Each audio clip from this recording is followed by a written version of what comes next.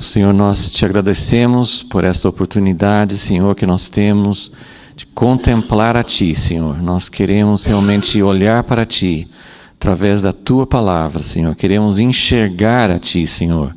Abre os nossos olhos nesta manhã, ajuda-nos a enxergar a Tua pessoa, o Teu plano, a Tua beleza, Senhor, aquilo que o Senhor planejou, aquilo que o Senhor tem feito no passado, que o Senhor quer continuar dando seguimento agora no nosso tempo. Ajuda-nos, Senhor, a ver com os Teus olhos. Pedimos e suplicamos em nome de Jesus. Amém. Ok, depois de bastante preparação que temos tido nas últimas aulas, sobre tudo que Ezequias fez para preparar a casa de Deus, para depois preparar o povo, para convidar as outras tribos. Então hoje nós vamos falar especificamente sobre a celebração da Páscoa. Então está em 2 Crônicas 30.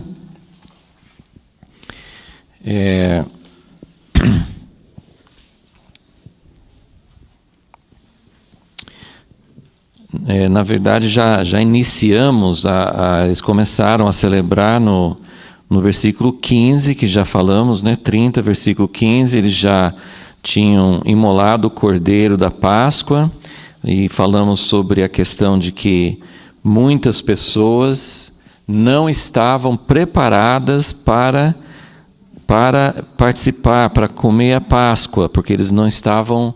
Assim, aqui não fala exatamente o que era, mas eles não estavam preparados, não tinham se purificado, não estavam de acordo com as regras, nas normas, eles não tinham se preparado, mas mesmo assim eles puderam participar. Ezequias orou por eles e nós vimos, até falamos sobre isso no final da aula passada, que é uma tensão, entre a rigidez, as regras que Deus coloca. A palavra escrita tem regras claras, tem normas, tem princípios de Deus. Deus é santo, Deus tem as suas normas, tem o que Ele prescreveu, o que Ele diz que é necessário, mas o próprio Deus que fez as regras, Ele também pode amenizar. Não é que Deus deixa de ser santo, não é que Deus deixa de ser coerente consigo mesmo. Mas muitas coisas que Deus exigiu, Deus pode eventualmente mudar de acordo com a situação. Jesus mesmo mostrou isso em relação ao sábado e outras coisas. Então, é um princípio difícil da gente definir, mas é muito importante a gente entender, porque nós temos sempre, em todos os assuntos, tem extremos. Tem as pessoas que são muito liberais, acham que Deus não liga, tem a Bíblia, tem a natureza de Deus, mas Deus não liga para regras. Deus fala uma coisa, ou tem certas coisas na tradição cristã, e tem muitas coisas na tradição em si que não estão dentro do que Deus realmente exigiu, mas... tem o extremo, vamos dizer assim, liberal, que Deus não liga muito para regras, Deus tem um coração muito grande, Ele tem mesmo, mas que Deus não se importa com aquilo que Ele mesmo colocou. Isso não é verdade. Mas, por outro lado, nós temos o que hoje a gente usa muito o termo de fundamentalismo, de muita, assim, a pessoa que é muito presa às regras. Jesus lidava muito com isso, muitas coisas que Jesus falava contra os fariseus, contra os escribas, era justamente por causa dessa atitude legalista, literalista que eles tinham em relação à lei. Então, falamos sobre isso. Eu sei que é um dos melhores exemplos, não é muito conhecido, mas esse exemplo aqui, assim, das pessoas que vieram para celebrar a Páscoa, mas não estavam totalmente preparados, não estavam de acordo com a lei. E Ezequias falou assim, não, vocês podem participar, eu vou orar ao Senhor para que Deus não julgue, para que Deus não exija isso de vocês, para que vocês possam estar juntos. E uma coisa que eu não mencionei na aula passada, é que nós temos aqui, isso aqui está no contexto do reino dividido. Ezequias é rei de Judá, tinham vindo muitas pessoas das 10 tribos, já tem uma tradição de mais de 200 anos de divisão. Então nós temos gente vindo das outras tribos para participar da Páscoa, mas não eram pessoas que tinham costume de vir. Então, hoje é assim, é como você fazer uma grande reunião entre católicos e evangélicos, e tem outras divisões fortes, porque tem muitas divisões no corpo de Cristo, mas tem algumas divisões que a gente, principalmente hoje, já houve uma época que entre pentecostais e não pentecostais era uma barreira muito grande. Hoje tem, mas não é tão forte. Entre certas denominações que pregam alguma coisa, entre evangélicos, havia mais divisão, havia mais preconceito entre a nossa igreja prega tal doutrina. É claro que ainda existem igrejas que não se misturam de jeito nenhum e que têm esse tipo de barreira. Mas pensando assim no cristianismo de maneira geral, acho que um bom exemplo disso aqui seria entre católicos e evangélicos, que aí sim tem uma barreira milenar, né? Tem uma barreira longa, né? Milenar não, porque os evangélicos começaram 500 anos atrás, então não chegou a ser milenar, mas é assim, de muitos séculos, né? Então, aqui também tinha essa barreira. E uma coisa assim que me ocorreu hoje, quando eu estava relendo, é que seria uma coisa até natural que o povo, apesar que o povo de Judá também tinham se afastado de Deus, mas sempre Judá era mais fiel, tinha muito mais fidelidade em Judá do que nas outras tribos, porque em Judá tinha Jerusalém, tinha o templo, tinha os sacerdotes, então havia muito mais raízes, havia muito mais condições para que eles fossem mais fiéis durante os anos do que as 10 tribos que foram afastados por Jeroboão. E eles poderiam ter tido uma atitude de desprezo. Olha esse povo vindo das 10 tribos, nesse povo apóstata, né? Assim, tem muito isso entre esses grupos que eu estou falando hoje, né? Olha esse povo, eles nem sabem como adorar a Deus, olha, eles são idólatras, olha, eles são cheios de coisas erradas. Então, o povo de Judá poderia ter tido essa atitude de superioridade, de desprezo. E eu achei assim, um dos aspectos, veio do rei Ezequias, mas foi uma atitude de inclusão. Foi uma atitude assim, olha, vocês não estão preparados para participar da Páscoa, mas venham, participem assim mesmo, e eu vou orar a Deus para que Deus não leve em consideração isso, para que vocês possam participar. Então, toda essa iniciativa que a gente tem mostrado desde o início do capítulo, que Ezequias, ele não se contentou em só levar a tribo dele de volta para Deus. Ele quis abranger, ele quis alcançar todas as tribos. Então, quando nós falamos hoje sobre voltar ao Senhor, sobre avivamento, sobre Deus restaurar, sobre Deus realmente trazer de volta aquilo que Ele nos deu no início, nossa preocupação não deve ser com a nossa tribo, né? Com o nosso grupo, né? Com o pessoal que nós estamos relacionados, mas nós devemos sempre ter essa atitude de Ezequias, vamos convidar, vamos incluir, vamos buscar a Deus juntos, afinal, nós somos irmãos, nós fazemos parte do mesmo povo. Então, isso é importante a gente observar, ok? Bom, então, agora nós estamos...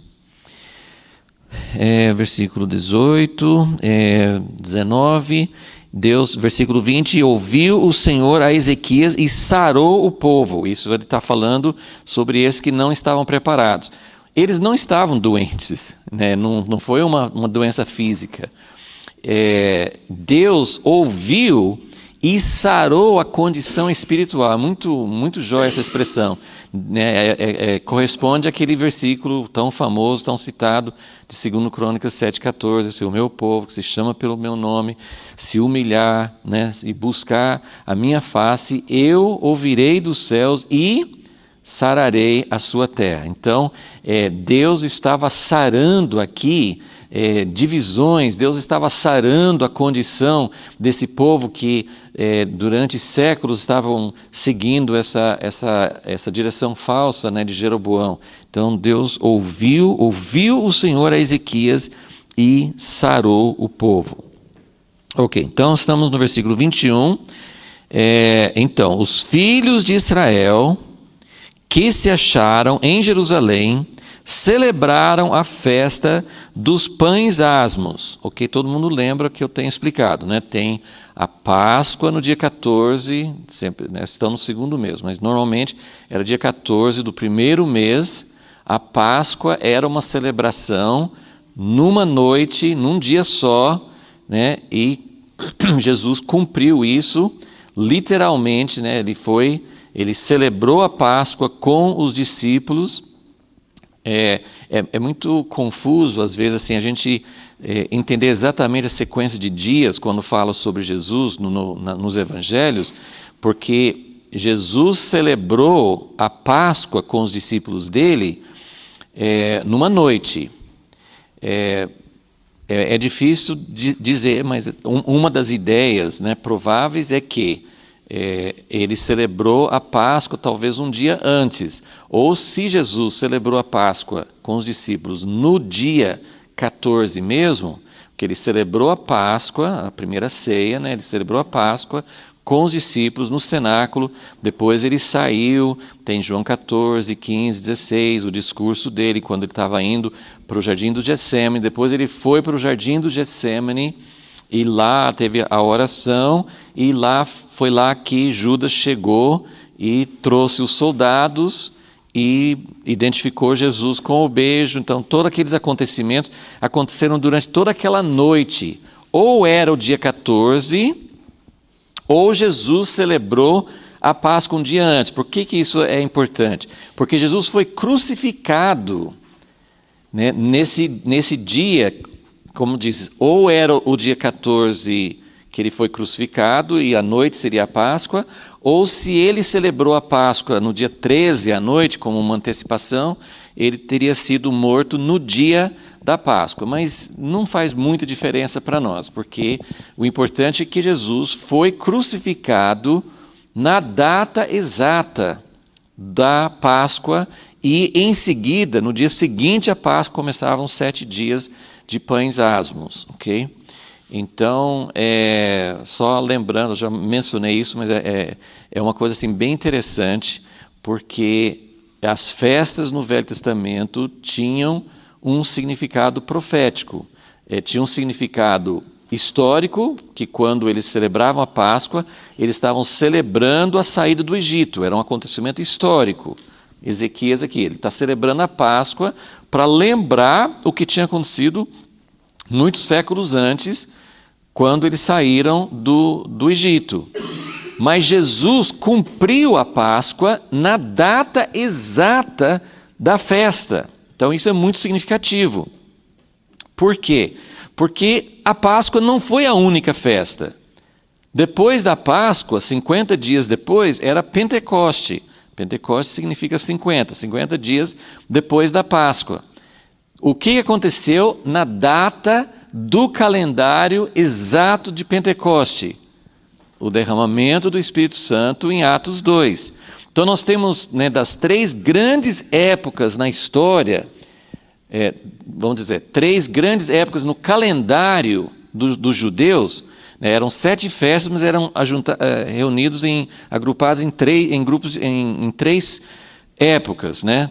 A Páscoa, que tinha 3 festas, Pentecoste, que era uma festa só, e na época de tabernáculos, mais 3 festas. Então, pense um pouco comigo. Jesus cumpriu a Páscoa no calendário. O Espírito Santo desceu sobre os discípulos no calendário, no dia de Pentecoste, no mesmo ano. Isso aconteceu no mesmo ano. Então, no mesmo ano da morte de Jesus, nós temos a morte, o sepultamento e ressurreição de Jesus na Páscoa, e nós temos o cumprimento literal de Pentecostes no dia de Pentecostes. O que está faltando? Está faltando as 3 festas do fim: trombetas, expiação e tabernáculos, que nunca foram cumpridos literalmente. Tem tudo a ver com a volta de Jesus. Então, essas festas proféticas falaram da morte, falaram da vinda do Espírito Santo e apontam para a volta de Jesus, que obviamente não veio ainda, por isso que nós estamos aqui ainda, né? Então não veio ainda a volta de Jesus. E será possível que Jesus voltaria também no calendário judaico da festa dos tabernáculos? Aí tem algumas diferenças de opinião, porque no 7º mês, eu coloquei isso para vocês, mas vamos só recordar, no 7º mês nós temos 3 festas. No dia 1º, trombetas. No dia 10, expiação. E no dia 15, tabernáculos. A festa dos tabernáculos durava 8 dias. Okay? Então, por muito tempo, eu pelo menos, muitas pessoas têm entendido que tabernáculos seria a festa dos tabernáculos, que seria a volta de Jesus. Algumas pessoas, inclusive nosso amigo Asher, que a gente tem ouvido bastante, sim, ele acredita que a festa que aponta para a segunda vinda é o dia da expiação. Mas também são detalhes. Mas o que eu quero colocar para vocês seria possível que Jesus, nós não sabemos o ano, mas seria possível que Jesus voltaria de fato na data judaica de uma dessas festas, né? Seja dia 10, dia 15, isso aí acho que não vai fazer muita diferença para nós, né? Seria possível? Algumas pessoas acreditam que sim, porque as outras 2 festas foram cumpridas de acordo com o calendário. Então, isso é só um parênteses, tá? Mas é uma coisa que nos interessa pensar a esse respeito. Então, todo ano, ali quando chega, porque o ano judaico não é igual ao nosso. Então, é como a Páscoa, né? Cada ano, mesmo para nós, cada ano a Páscoa cai numa data diferente. O calendário dos judeus é diferente a Páscoa dos judeus não é a mesma data da nossa Páscoa. Então, é um pouco diferente também, mas cada ano muda um pouquinho. Então, a festa dos tabernáculos, ou dia da expiação, acontece entre setembro e outubro, todo ano. Então, fiquem atentos, gente. Setembro, outubro, 2017, um ano que tem um monte de significados, de cumprimento de, não sei, uma porção de coisas. Tem gente falando de um sinal que vai ter no céu, não sei se vocês viram, sim, que eu acho que provavelmente não tem nada a ver, mas assim, são coisas que as pessoas estão falando, né? Que em setembro vai ter um juntamento de constelações que pode ser semelhante a Apocalipse 12. Então, sempre vai ter essas especulações e essas coisas, assim, as luzes de sangue. Vai ter, assim, que algumas coisas têm alguns significados, mas a gente não pode ficar muito preso nessas coisas. Mas eu acho bem possível que, se as outras festas foram cumpridas na data certa, é bem possível que a vinda de Jesus também aconteça nessa data. Ok, então, voltando aqui, eles estavam, versículo 21, segundo Crônicas 30, 21, eles estavam celebrando a festa dos pães asmos por 7 dias. Então, só estava explicando que a Páscoa é celebrada na noite do dia 14 e depois, na sequência, tem 7 dias de pães asmos. Com grande alegria, enquanto os levitas e os sacerdotes louvaram ao Senhor de dia em dia, ou todos os dias, com instrumentos, a minha tradução fala, com instrumentos de louvor ao Senhor. Eu não sei o que a sua tradução fala, mas várias falam assim que eram instrumentos altos, instrumentos ressonantes altos. Ok? Então aqui eu só queria comentar rápido com vocês que de acordo com a lei de Moisés, a festa da Páscoa, e aqui eu quero que vocês guardem o lugar aqui, que nós vamos continuar seguindo, segundo Crônicas 30, mas vamos voltar um pouquinho para Deuteronômio 16, porque eu queria mostrar mais uma vez essa complementação entre Moisés, que instituiu a lei, e Davi, que trouxe um novo elemento depois. Em Deuteronômio 16, diz assim, versículo 1: Guarda o mês de Abibe, celebra a Páscoa ao Senhor teu Deus, porque no mês de Abibe o Senhor teu Deus te tirou do Egito de noite. Imolarás ao Senhor teu Deus como oferta de Páscoa ovelhas e vacas no lugar que o Senhor escolher, que eles estavam no deserto ainda, mas ia ter um lugar certo, que seria Jerusalém, né? No lugar que o Senhor escolher para ali fazer habitar o seu nome. Nessa festa, não comerás pão levedado. 7 dias nela comerás pães asmos, pão de aflição, porque apressadamente saíste do Egito, para que te lembres todos os dias da tua vida, do dia da tua saída do Egito. Então, só rápido aqui, eu não quero parar muito nesse ponto, mas eu queria assim lembrar, nós estamos lendo em 2 Crônicas 30, que Ezequias e todo o povo de Israel, eles celebraram essa festa de Páscoa e pães asmos com alegria. Mas na festa, do jeito que foi instituída, pelo menos não chama atenção, não foi, a ideia central da festa não era a alegria. Então eu só queria lembrar, assim, eu quero só fazer um ponto que eu acho que é importante para a gente entender.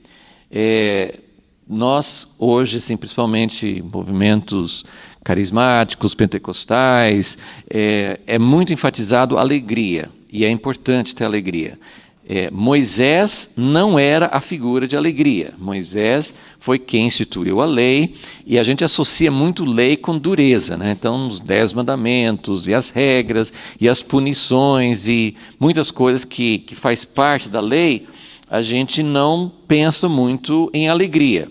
Agora, Davi é a figura da alegria, né? Você, talvez, eu não sei vocês, mas uma das imagens que mais vem na nossa cabeça quando nós pensamos em Davi, foi Davi trazendo a arca para Jerusalém, né? Teve um incidente na primeira parte, que não foi muito alegre, mas ele recuperou-se, entendeu como é que ele tinha que fazer, e retomou, e depois trouxe a arca realmente com muita alegria. Então, Davi, ele instituiu louvor, ele mesmo criou uma porção de instrumentos. Davi gostava de instrumentos, tinha dança, tinha turnos de louvor. Enfim, Davi é a pessoa que introduziu algo novo no culto que não tinha no tempo de Moisés. Mas a gente precisa prestar atenção, porque são 2 aspectos.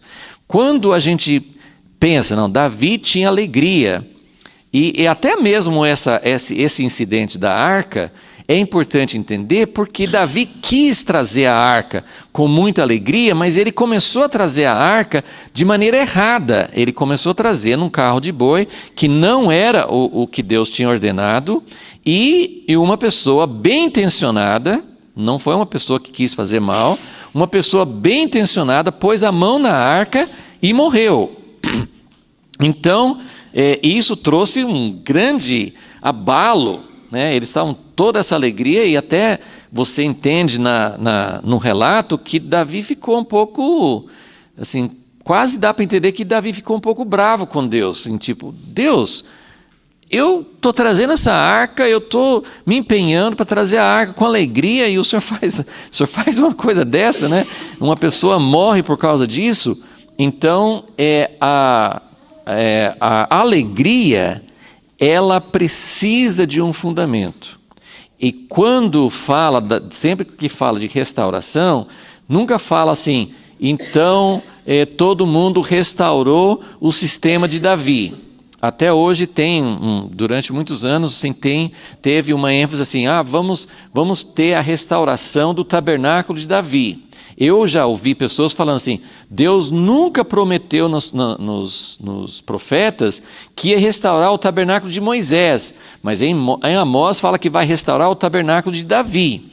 Então é muito perigoso ir por esse lado, porque Deus não falou que ia restaurar o tabernáculo de Davi sem Moisés. Todas as restaurações tinha restauração de Moisés e de Davi. Davi trouxe realmente algo novo. Então o que eu estou querendo mostrar aqui, só antes da gente sair desse texto de Deuteronômio 16. Olha só, são 3 épocas de festa, ok? Páscoa, Pentecoste, Tabernáculos. Na festa de Páscoa, aqui nesse relato de Deuteronômio, que é mais fácil de ver esse contraste, na festa de Páscoa não fala nada sobre alegria. Por quê? Porque é um momento, na verdade, o que é pão sem fermento? Quando você faz uma festa, o que você põe na festa? Tem coisas que não são feitas salgadinhos, outras coisas que não tem nada a ver, mas se é uma coisa feita com farinha, o que faz parte de uma festa? Bolo. Bolo tem fermento. Existe bolo bom sem fermento? Talvez assim, outros tipos de bolo, assim, que mais pudim do que bolo, mas assim, um bolo tradicional tem que ter fermento.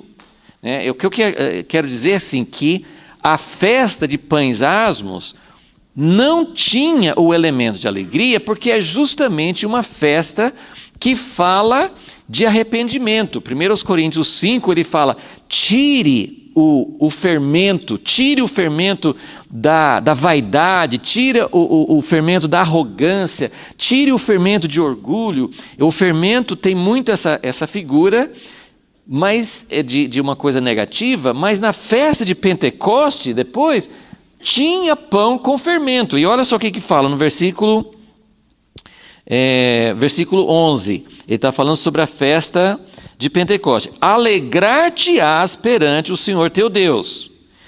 Versículo 14, sobre a festa de tabernáculos. Alegrar-te-ás na tua festa, tu, teu filho e tua filha. Eu só queria mostrar que na festa da Páscoa, aqui originalmente, não tinha a conotação de alegria. Tinha a conotação de arrependimento, de purificação. Vamos tirar a impureza, vamos tirar o que Deus não gosta. No 7º mês, a festa de tabernáculos tinha alegria, mas tinha uma festa da expiação no dia 10, que era um dia em que você iria afligir sua alma, é um dia de arrependimento. Então, tem muitas coisas que eu poderia falar sobre isso, mas eu só queria tirar uma conclusão para vocês. Primeiro, não tem alegria sem a base de arrependimento e purificação do fermento.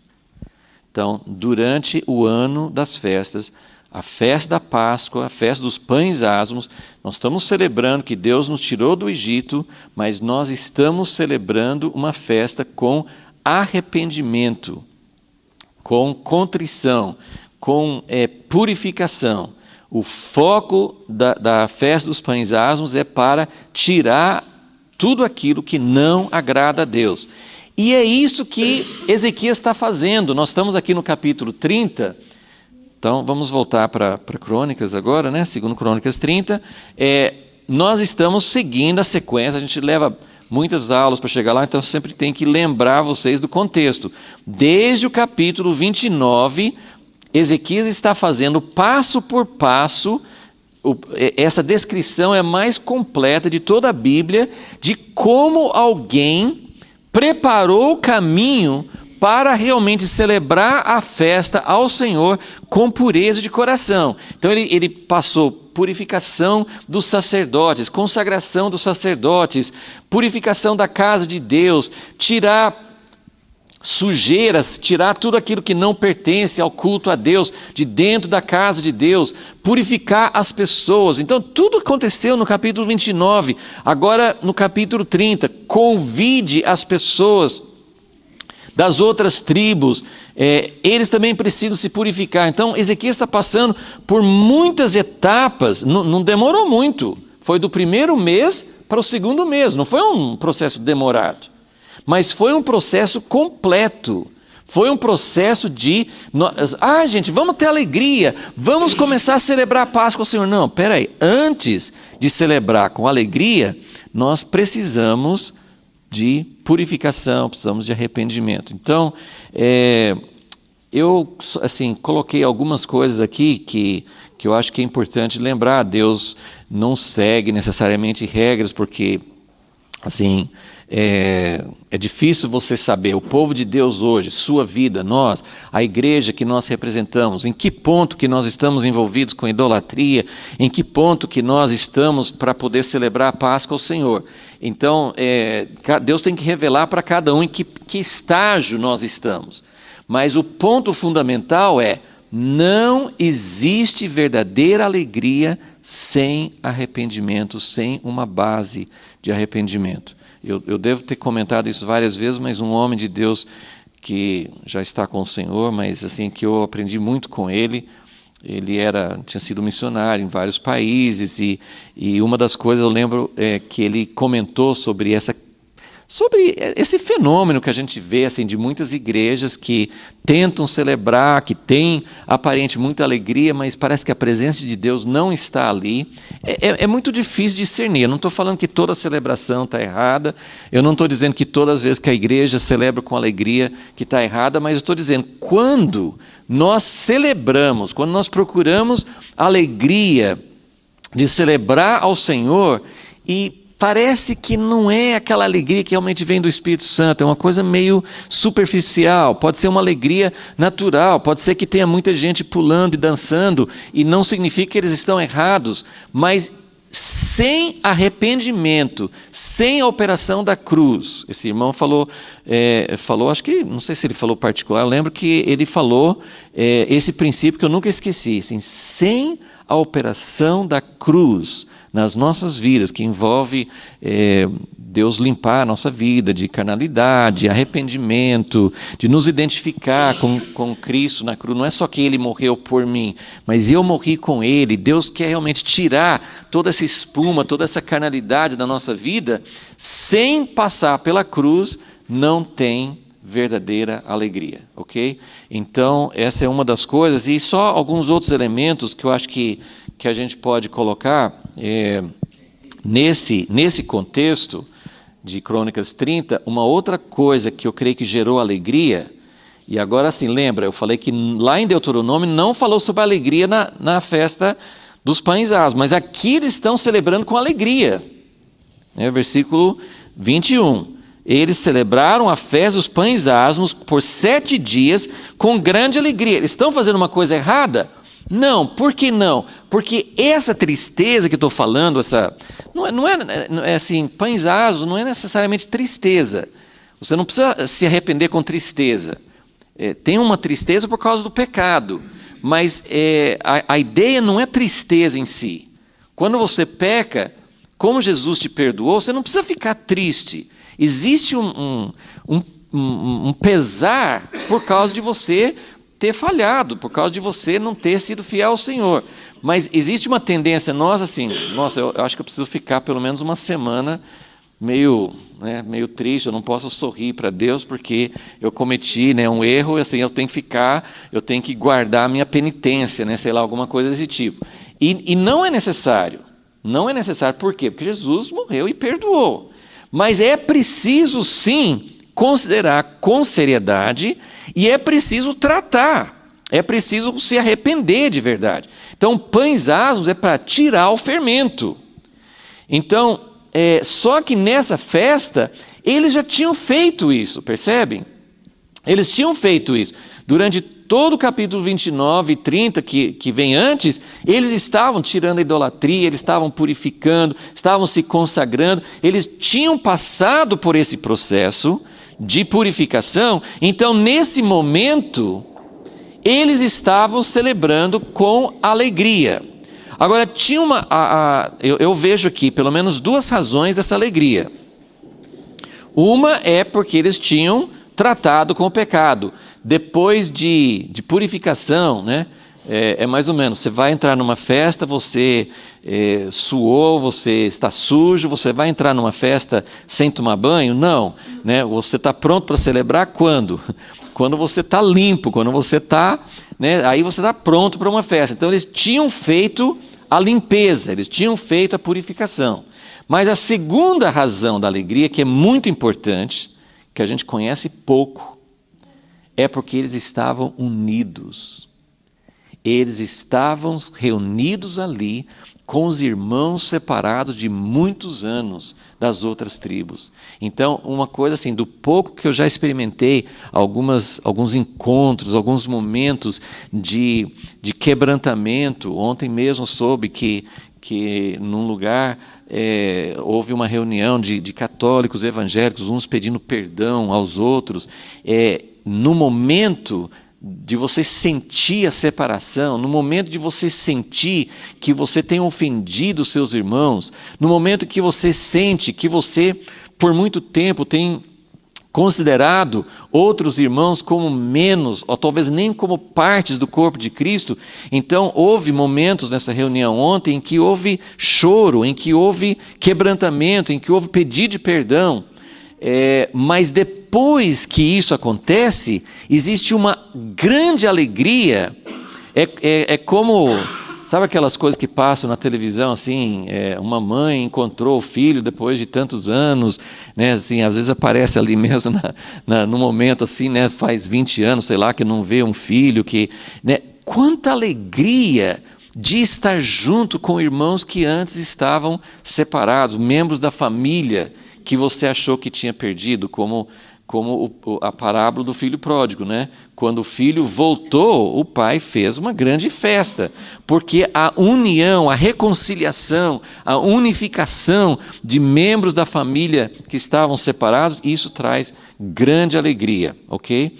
Então, primeiro motivo de alegria é quando tem arrependimento e purificação. Segundo motivo de alegria, quando tem unidade, quando tem unificação. E tem uma terceira que eu vi também, um outro momento de grande alegria, foi quando o rei Salomão dedicou o templo. Também foi uma celebração de grande alegria. E isso está conectado nessa festa. Tinha tido, assim, o povo estava preparado, assim, estava pronto para estar juntos, né? Então acho que o processo de purificação não precisava ali, porque eles estavam em dia com o Senhor, eles estavam unidos. Então, segundo, né, estavam purificados, estavam unidos, mas a terceira coisa é que eles tinham uma casa pronta para Deus morar.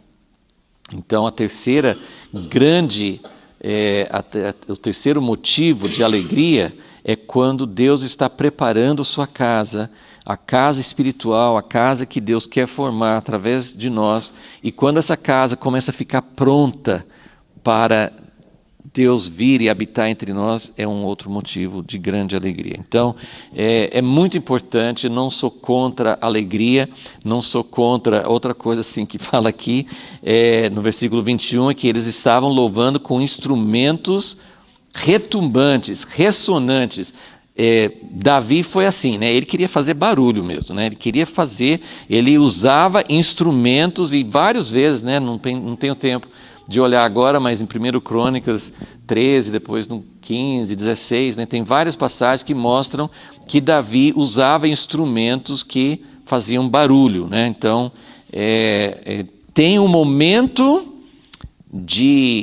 eu acho que falta muito isso. Você vai em certos grupos, talvez mais da linha tradicional, nunca tem barulho, né? Aquela coisa bem tradicional, bem silencioso, né? Assim, tem coisas que os carismáticos, os pentecostais, assim, nem conhecem, porque existem rituais. Você vai numa catedral, assim, o próprio lugar parece conduz assim a uma solenidade, a uma coisa assim, aquele órgão centenário, assim, né? Então tem aspectos de liturgia, tem aspectos de culto a Deus, né? Eu lembro uma vez alguém falou assim, acho que citou um hino tradicional, não sei se Santo, Santo, Santo, acho que era Santo, Santo, Santo, que é um hino super tradicional, né? E que muitas igrejas mais tradicionais cantam assim de uma forma assim bem solene, né? E eu lembro uma vez que alguém falou assim, nossa, que coisa morta assim, ficar cantando. Eu falei assim, não, gente, isso é maravilhoso. Cantar um hino santo, santo, santo, e tem muitos outros, um hino tradicional dentro de um contexto de adoração, de temor, de sentir a grandeza de Deus diante de um grande rei. Quando imagina uma cena assim de solenidade, você não entra ali pulando e dançando, você entra ali com solenidade, porque ele é um grande rei. Então tem os momentos, é isso que a gente perde, porque algumas igrejas só têm essa solenidade e outras só têm a parte mais de alegria, de pular e de dançar. E nós precisamos das duas coisas. Tem um momento para solenidade e tem um momento para celebrações, ok? Então Deus, ele tem todos os aspectos, né? Ele tem os aspectos assim de liturgia, de solenidade, mas ele tem também os aspectos, os momentos certos de celebração, né? Então, esse aqui foi um momento de celebração. É importante a gente entender, porque eu sei que todos aqueles que têm sede de Deus, que têm sede da presença de Deus, a gente não quer uma alegria que passa, que não alimenta. Existem celebrações que tocam na sua alma, né? Quando é momento sim, de se alegrar diante de Deus, é maravilhoso. Você chora, você ri, você pula, você corresponde à presença de Deus. Mas tem momentos que não é para isso, não dá para fazer isso, né? Então tem momentos para tudo. Então é sempre importante ver isso. Ok, vamos adiante. Versículo 22. Ezequias dirigiu palavras de encorajamento a todos os levitas que demonstravam bom entendimento do serviço do Senhor. Aqui eu só vou fazer mais uma referência, que eu já falei sobre isso várias vezes durante essa história. Eu acho, não é o ponto central que está mostrando aqui, mas nós estamos numa sequência aqui. Crônicas 29, 30 e vai continuar no 31. São 3 capítulos que vão descrever todo esse processo de restauração da casa, do sacerdócio, do povo, a Páscoa, e depois no capítulo 31 vai falar sobre como ele restaurou todos os serviços como Deus queria. O centro, o tema central aqui é que houve restauração. Mas um aspecto que eu acho bem importante, porque você percebe isso durante toda essa história, é o papel de Ezequias como líder. Eu acho que isso é muito, muito rico a gente ver isso, porque Ezequias, ele é um rei jovem, né? Ele tinha 25 anos, ele é um rei jovem, ele é o rei, então ele tinha uma função, né? Não era, o sistema de governo não era democrático, então assim, ele não dependia necessariamente de outros órgãos, ou sim, de outros, não tinha uma assembleia, não tinha, né, outras partes assim do governo para ele consultar, mas ele não governava sozinho. Então eu não vou tomar o tempo só relembrando que Ezequias, ele é uma peça importante em todo esse processo. Claro, ele é o rei, mas lembrem que também a gente já falou em vários pontos do nosso estudo, que o governo de Deus no Velho Testamento, ele tinha funções separadas, principalmente entre o rei e o sacerdote. O rei e o sacerdote, as funções do rei e do sacerdote não podiam ser exercidas pela mesma pessoa. E Ezequias, ele está conduzindo um processo que tem muito a ver com o sacerdócio, porque é a casa de Deus, é a celebração da Páscoa. Então, de certa forma, nesse momento, o rei Ezequias, ele não podia tomar muito à frente, porque ele como rei, ele não podia ser sacerdote, ele não podia assumir as funções do sacerdote. Então, essas funções são separadas. Hoje nós não temos isso separado como uma classe, né? Porque o rei tinha a linhagem de Davi, o sacerdote tinha a linhagem de Levi, mas Hoje também, Deus, no Novo Testamento, nós temos funções de governo e nós temos funções de ministrar ao Senhor. E todos nós podemos ministrar ao Senhor e todos nós podemos, de alguma forma, participar de governo, mas as funções são separadas e não devem ser misturadas. E Deus não quer esse tipo de coisa de uma pessoa, até hoje, Ele não quer uma pessoa concentrando tudo em si mesmo. Isso na família, Deus não quer. Isso num pequeno grupo de comunhão, numa igreja, Deus não concentra todos os dons, Deus não concentra o seu governo numa pessoa só. Ele é plural, mas mesmo essas funções de governo, e quem é muito chamado para tomar iniciativa, para ser um líder, vamos fazer isso, a pessoa que tem esse dom, muitas vezes não é a mesma pessoa que vai ter essa forte tendência de esperar em Deus, de buscar ouvir uma palavra de Deus, de ministrar ao Senhor, os músicos. Enfim, Deus tem muitos aspectos desse ministério sacerdotal e Deus tem outros dons que são dons de liderança, de governo, ok? Então, Ezequias, nós já vimos um caso, né, relativamente pouco antes de Ezequias, que foi aquele rei Uzias, que tentou ser um sacerdote, tentou entrar no Santo dos Santos como sacerdote, e Deus ficou muito irado com ele, né? Então, Ezequias, ele não está sendo presunçoso, ele não está ocupando o lugar que ele não deveria ocupar, mas ele está sempre presente, ele está encorajando. Aqui, essa frase aqui no versículo 22, ele dirigiu palavras de encorajamento a todos os levitas que demonstravam bom entendimento do serviço do Senhor. Então, ele é o bom líder que ele sabe encorajar as pessoas que têm outros tipos de dons. Em vez dele tomar o lugar deles, ele encoraja, ele estimula, ele abençoa que as pessoas assumam os seus cargos, né, as suas funções. E só lembrando que ele também dá um exemplo muito bom, assim, de governo. Ele era o rei, mas ele estava sempre consultando os príncipes, estava consultando com a assembleia, ele tinha realmente muita sabedoria para governar em conjunto com as outras pessoas, que é outro princípio importante. Continuando no versículo 22, comeram as ofertas da solenidade por 7 dias, apresentando ofertas pacíficas e rendendo graças ao Senhor Deus de seus pais. Ok? Agora versículo 23, toda a congregação então decidiu celebrar, e olha isso aqui, parece que nem partiu de Ezequias.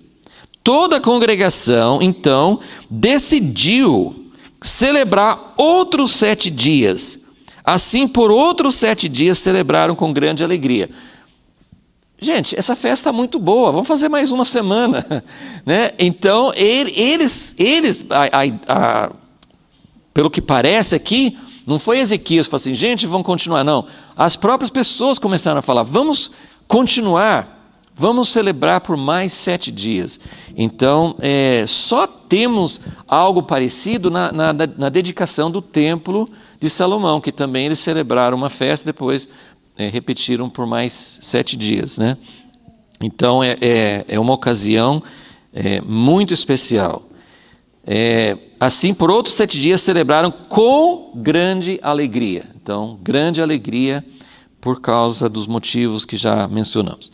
Versículo 24, Ezequias, rei de Judá, providenciou para a congregação 1000 novilhos, porque todas essas festas dependiam muito de sacrifícios, e muitos sacrifícios também eles comiam, né? Assim, uma parte era oferecida ao altar, mas uma parte era da alimentação deles. Então, toda essa congregação de muita gente, não falo o número, mas era um grupo bem grande, de outras cidades de Judá e das outras 10 tribos estavam ali, então dependia também de comida para toda essa gente. Então eles sacrificavam, né? O Ezequias e os príncipes providenciaram um número grande de animais para poder fazer os sacrifícios e para poder ter alimentação. No final do versículo 24, um grande número dos sacerdotes se consagraram. Isso aqui também é uma coisa que menciona várias vezes, desde o início do capítulo 29, os sacerdotes e em parte os levitas foram melhores, mas tanto levitas como sacerdotes, eles demoraram. Às vezes aqueles que são, vamos dizer assim, que deviam estar mais à frente, são os que demoram mais para sentir o toque de Deus e para se preparar, para entrar no mover de Deus. Então isso foi uma coisa gradativa, mas aqui finalmente os sacerdotes estão também correspondendo e um grande número de sacerdotes se consagraram. Então o avivamento realmente está chegando aonde precisa chegar. Versículo 25, alegraram-se toda a congregação. Olha quanto que fala sobre alegrar. Alegraram-se toda a congregação de Judá, os sacerdotes, os levitas, toda a congregação de todos os que vieram de Israel, como também os estrangeiros que vieram da terra de Israel e os que habitavam em Judá. Olha onde está chegando o ponto de unidade.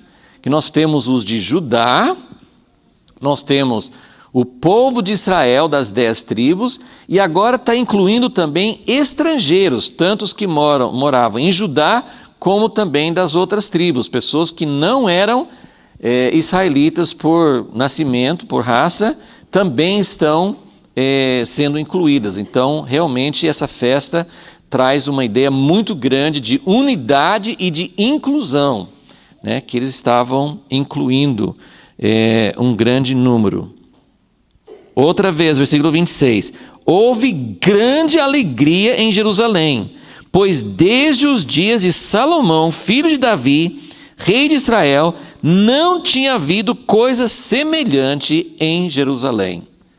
Então, desde o tempo, isso é mais de 200 anos, desde o tempo de Salomão, não tinha havido uma festa. A última festa, sim, foi essa festa da dedicação do templo.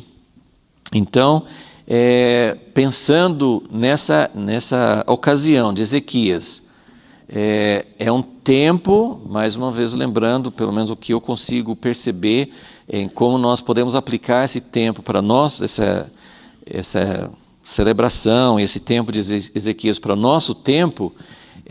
Ezequias vive num período em que, apesar de toda essa restauração, a nação de Israel está em declínio. E isso que aconteceu trouxe um alento, trouxe uma prorrogação, porque as 10 tribos estavam indo para o cativeiro, mas Judá não foi por causa disso que está acontecendo aqui, porque eles poderiam ter ido também. Mas é algo que vai acontecer. Então, no nosso tempo, a igreja, pela graça de Deus, não porque a gente merece, mas pela graça de Deus, pelo tempo histórico que nós estamos, a igreja, eu acredito, não vai mais para o cativeiro. Mas nós estamos vivendo numa época em que o mundo está chegando a um ponto em que não vai ter mais retorno, realmente vai trazer o juízo de Deus. Porque o juízo de Deus, que teria que vir sobre a nação de Israel por causa do afastamento, da infidelidade deles, o juízo de Deus virá sobre o mundo. Nós vivemos numa época semelhante nesse sentido, mas Deus tem coisas, no meio desse período escuro, Ele tem grandes visitações. Então, eu creio que nós podemos esperar algo semelhante a esse tempo de Ezequias, unidade, arrependimento, celebrando realmente a Páscoa juntos com o povo de Deus. Não tinha havido coisa semelhante desde aquele tempo. Versículo 27, os sacerdotes e os levitas se levantaram e abençoaram o povo, e a sua oração foi ouvida, pois chegou até a santa habitação de Deus, até os céus. Olha que texto maravilhoso. Não são todas as orações que Deus ouve? Quando você lê um versículo assim, você pensa, essa oração chegou a habitação de Deus.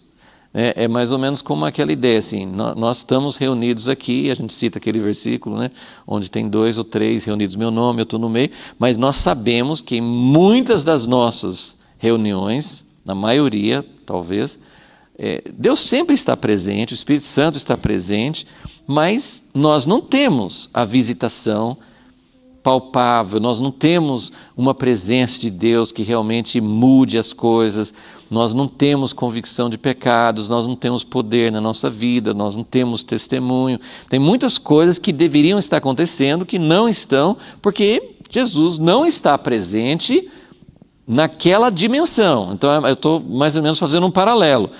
Todas as orações que você faz, Deus ouve? Ele ouve. Ele ouve quando não é oração. Ele ouve quando você fala bobagem. Ele ouve quando você pensa. Ele ouve tudo, né? Você faz uma oração que não é de acordo com a vontade de Deus, Deus ouve. Mas claro que quando a Bíblia fala que Deus ouviu a oração de alguém, Ele está dizendo, aquela oração vai ser respondida. É um ouvir diferente. Entendeu? Então, aqui nós não temos muitas vezes na Bíblia que fala, né, que uma oração realmente foi ouvida. Muitas orações foram respondidas, mas aqui tem uma ocasião, e isso aqui é até de acordo também com a oração de Salomão, que falou assim, quando o teu povo se arrepender, quando o teu povo tenha se afastado de ti, e quando eles se voltarem, quando se arrependerem, quando eles orarem em direção a essa casa, ou quando eles vierem a essa casa. Então, a oração de Salomão foi respondida aqui, porque aqui, nesse momento, o povo realmente estava fazendo o que Deus queria.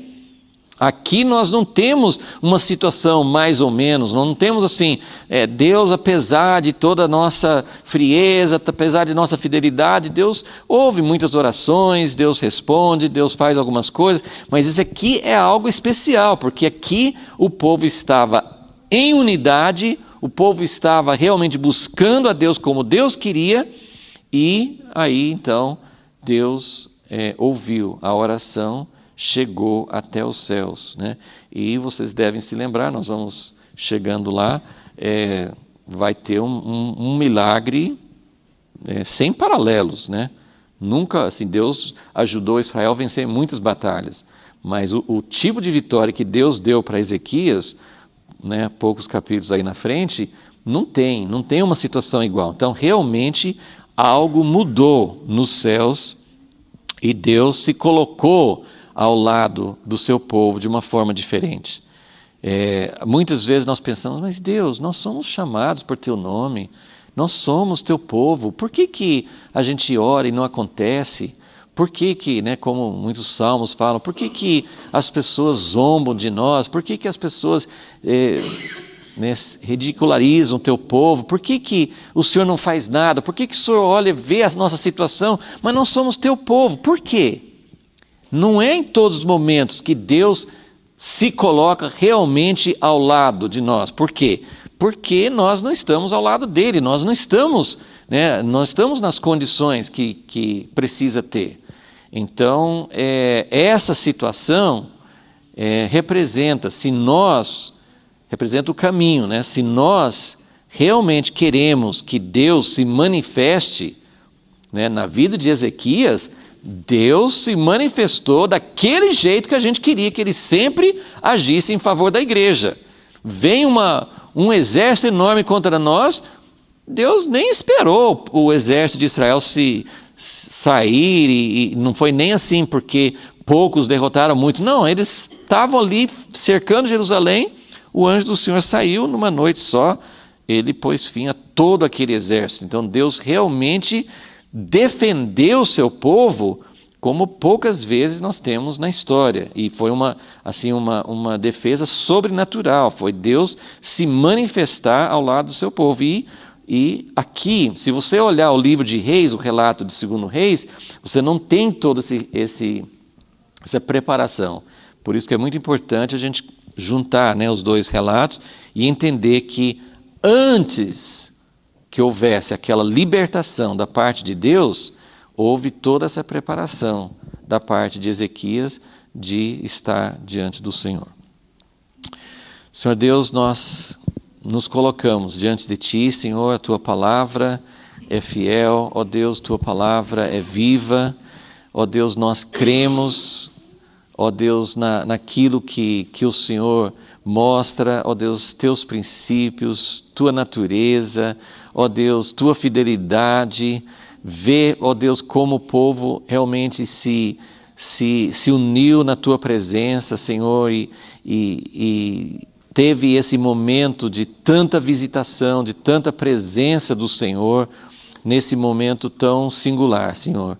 Nós pedimos que hoje também, que o Senhor nos ensine qual o caminho, Senhor, como nós podemos também ver o Teu povo em arrependimento, ver o Teu povo em unidade, ver o Teu povo realmente se colocando diante de Ti, Senhor, para que mais uma vez também possamos ver o Senhor se manifestando na terra e demonstrando Teu poder, Tua grandeza, Tua defesa do Teu nome, do Teu reino na terra.